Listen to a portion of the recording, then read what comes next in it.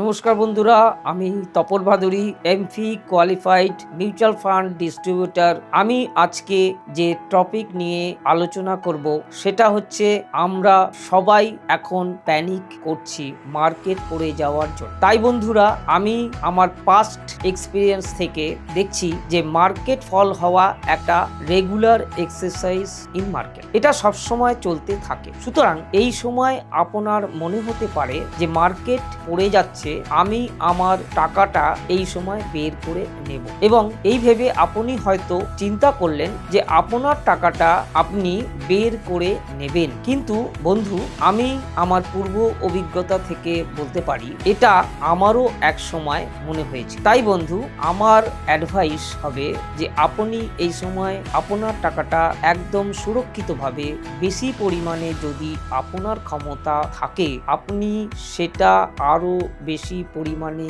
Invest করুন, এবং তার সাথে সাথে আপনি দেখবেন যে আপনি দিনে যখন দীর্ঘ সময় অতিবাহিত হয়ে যাবে তখন আপনি দেখবেন যে আপনার টাকাটাও কিন্তু আস্তে আস্তে করে বাড়তে থাকবে। এবং মার্কেটের এই ফলিংটা হচ্ছে অনেকটা আমাদের শ্বাস প্রশ্বাসের মতো। আমরা যেমন দীর্ঘমেয়াদীভাবে শ্বাস এবং প্রশ্বাস নিই, তেমনি মার্কেটে আপস অ্যান্ড ডাউন হচ্ছে একটা রেগুলার এক্সারসাইজ। সুতরাং এখান থেকে আপনি আতঙ্কিত না হয়ে আপনার যে ইনভেস্টমেন্টটা আছে, যদি আপনি এই সময় পারেন আরো বেশি পরিমাণে অ্যাড অন করুন এবং লং টার্মে এখানে ইনভেস্টর থাকার চেষ্টা করুন। কারণ আমরা দেখেছি পূর্ববর্তী সময়ে যখন 1999 সালে মার্কেট ফল করেছিল তখন আমরা সেখান থেকে মার্কেট আপস হয়েছিল প্রায় 2-3 আপ হয়েছিল। ঠিক একইভাবে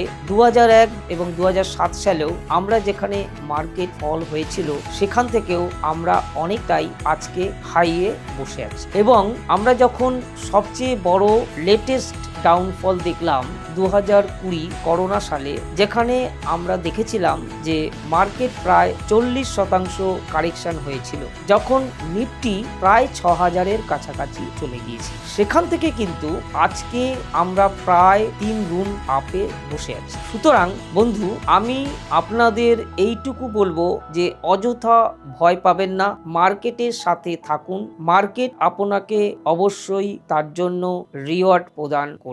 ধন্যবাদ। Fund investments are subject to market risk. Read all scheme related documents carefully.